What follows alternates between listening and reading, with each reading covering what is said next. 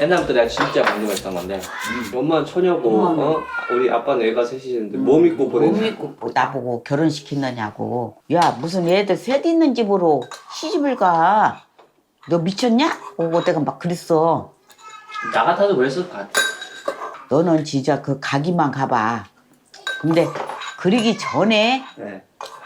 할머니가 피부과 의사를 연결을 시켜서 이제 선을 보기로 했었거든. 근데 이미 다 너가 보자고 다 이제 몸 말이 결정이 다 끝난 것 같더라고. 비밀을 밝히자면 엄마 아빠가 혼인신고를 먼저 해버렸어. 와 부모님을 약간 좀 기망하는 애인데 이거는 엄마 우리 셋이서도 똘똘 뭉쳐서 얘기도 많이 했어. 엄마 아빠 결혼한다고 했을 때. 근데 반대하진 않았잖아. 좋아했었잖아. 많이 좋아했지. 근데 어릴 때는 기댈 곳이 아빠밖에 없었는데 두려웠던 거죠 저는. 그냥 지금이 낫지 않나? 이런 생각한 적도 있었지. 그냥 우리 지금 이대로 사는 게 훨씬 좋을 것 같은데 왜냐면은 또다시 엄마에게 버려질까 두려웠었다는 아들. 또 괜히 그런 소리 있는가 보네.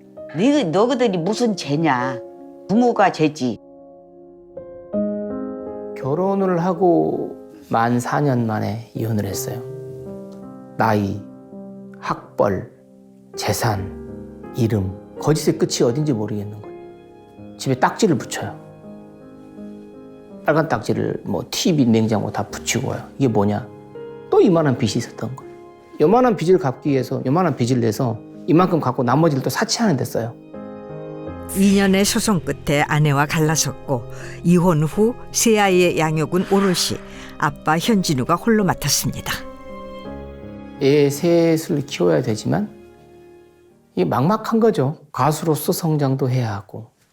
그 당시 제 나이가 50대도 아니고 20대 후반인데 공연장 가면은 아이를 데리고 가서 공연하고 모텔방 잡아서 아이들이랑 같이 그것도 온돌방 아이들은 침대에서 자면 떨어지니까 온돌방 잡아서 아빠랑 같이 자고 차에서 시트를 뒤로 제껴서 똥기저귀 갈아주고 처절했어요 그냥. 하루하루 간신히 버텼던 날들. 그때 한 줄기 빛처럼 나타나준 사람이 바로 후배 가수였던 지금의 아내 희정 씨였습니다. 사실 이렇게 객관적으로 봐도 집사람은 저보다 8살이나 어리죠. 예쁘죠. 응? 처녀죠. 노래도 너무 잘하고. 야, 내 주제에 무슨 예세 딸렸는데 무슨 나한테 시집 오겠어? 그걸 너무 잘하니까 프로포즈할 용기가 없었어요. 결혼할 생각은 진짜 없었어요. 왜냐면 저한테 다 미쳤다고 그랬지. 뭐 누구도 그 고생길을 너가 왜 가려고 그러냐고 막 하면서 진짜 반대가 막 되게 심했었거든요. 그래서 아이들을 딱 처음에 만났는데 만나면 되게 안기고 막 잘 따르고 이러는 거예요. 그래서 저도 그러다 보니 이 아이들의 부족한 그런 사랑을 내가 조금 채워줄 수 있지 않을까 이런 생각이 들더라고요. 저도 모르게. 그 사랑의 눈이 멀었는지 네 어쨌는지 그냥 그런 게 다 이 사람의 아픔처럼 느껴지고 그러니까 제가 그런 아픔을 감싸 안아야겠다는 그런 생각이 많았던 것 같아요. 그 당시에는. 응원해주는 사람 하나 없었던 결혼. 하지만 희정 씨는 한 번 더 용기를 냈습니다. 그렇게 전처가 낳은 세 아이에 아이 셋을 더 낳아 지금의 가정을 꾸렸는데요. 이른 저녁 식사를 마치고 시간에 떡을 안 먹나? 떡. 떡 안 먹어. 깍두기 맛있다. 누군가를 위해 반찬을 챙기는 부부. 냄새 좋아. 맛있는 냄새 난다. 조금만 갖다 많이 가져오면 또 막 짜증나니까. 잘하고 와요. 배달은 현진우가 나섰는데요. 도착한 곳은 동탄의 한 상가 건물. 이곳에 무슨 볼일이라도 있는 걸까요? 이게 또 미리도 써놨네. 폐업한다고. 지 마음대로구만. 딸. 밥 먹었어? 아직. 이거 엄마가 반찬하고 과일. 1년 전 식당을 창업하면서 독립했다는 셋째 실랑이. 냉장고는 꺼진 거냐, 켜진 거냐? 불만 꺼는 거야, 불만. 불만 끌 수 있어? 응. 시원해. 이거 다 어떻게 할 거야? 술하고 음료수는? 술은 환불하고 음료수는 집에도 좀 갖다 놓고 좀 여기저기 갖다 주고. 이런 거 좀 치워야지. 우리 폐업합니다. 광고 내는 것처럼. 딸아이가 고등학교 1학년 때부터서 우리 집 근처 쭈꾸미집, 그 집이 좀 대박집인데 거기서 알바를 했어요. 3년 동안 3,800만 원을 모았어요. 고등학생이. 저 10원짜리 하나 도와준 거 없거든요. 딱 1년 만에 지금 폐업한다고 하니까 이거 참 쓰리지. 20살에 혼자 힘으로 가게를 차렸던 기특한 딸. 하지만 홀로 서기는 만만치가 않았습니다. 아빠랑 이야기 좀 하자. 자, 앉아봐. 이리 와봐. 자, 앉아봐. 어떻게 할 거야, 신랑이는? 그냥 조금만 더 버텨보면 안 돼? 아니야. 아빠가 식당으로 대박난 집, 망한 집 사람들하고 이야기를 해봤거든? 다들 하는 소리가 인내가 필요하다는 거야. 이거에 희망을 잃었다고 나는. 옆에 다 문 닫지. 여기 아예 안 들어오지. 저기 폐업하지. 큰 식당이 막 들어오니까 나랑 김밥집 같은 데가 죽는 거야.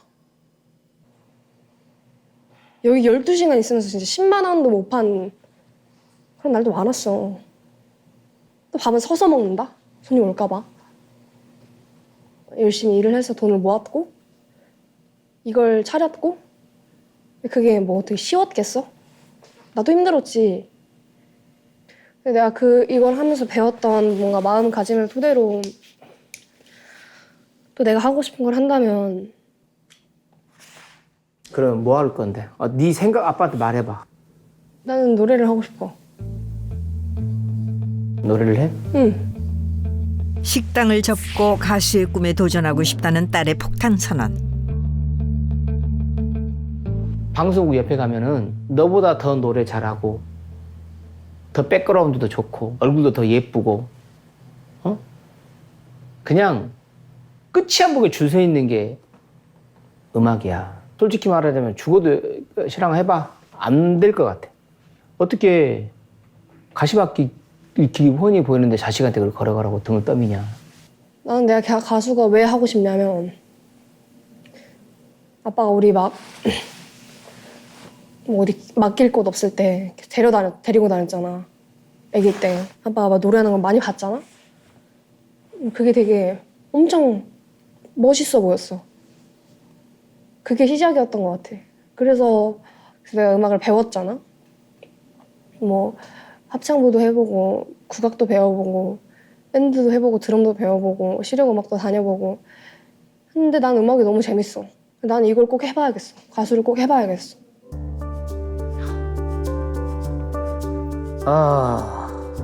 답이 안 나온다. 딸에게 가수의 길을 필사적으로 말리는 이유가 있습니다. 우리 신랑이가 6아이 중에 가장 아픈 손가락이에요. 태어날 때부터 그 아이는 2년 동안 이름이 없었잖아요. 임신이 되어 있을 때 저는 소송을 걸었고 각자의 집에서 생활을 했고 그게 2년 넘게 재판이 갔으니까. 젖먹이 때부터 엄마 없이 자랐던 딸 실랑이. 응석을 부려도 받아줄 어른이 없다는 사실을 일찍 깨달아서일까. 미처 다 자라기도 전에 어른이 돼버렸죠. 고등학교 때 제 친구 집에 놀러 갔나 봐요. 근데 돈이 10,000원이 필요했대. 그 친구가 엄마한테 막 떼를 쓰더래. 그 엄마가 돈을 안 줬대. 계속 떼쓰니까 엄마가 10,000원을 주더래. 그게 너무 충격이었다는 거예요. 아, 떼쓰면 돈을 주는구나. 떼써서 이렇게 들어준 적이 없어요, 제가. 혹독하게 키웠어요. 부모의 훈기를 못 먹어봤어, 아이들은. 미안해, 이게 아이들한테. 일주일에 한두 번은 집에 와서 밥이라도 먹어. 뽀뽀 한 번만 아빠가 다 용서해 줄게. 뭘 용서해? 난 용서받을 게 없는데. 아빠 간다. 제가 내 품 떠난 자식의 고집을 꺾을 수 없다는 걸 알기에 마음이 더 착잡해지는 밤입니다.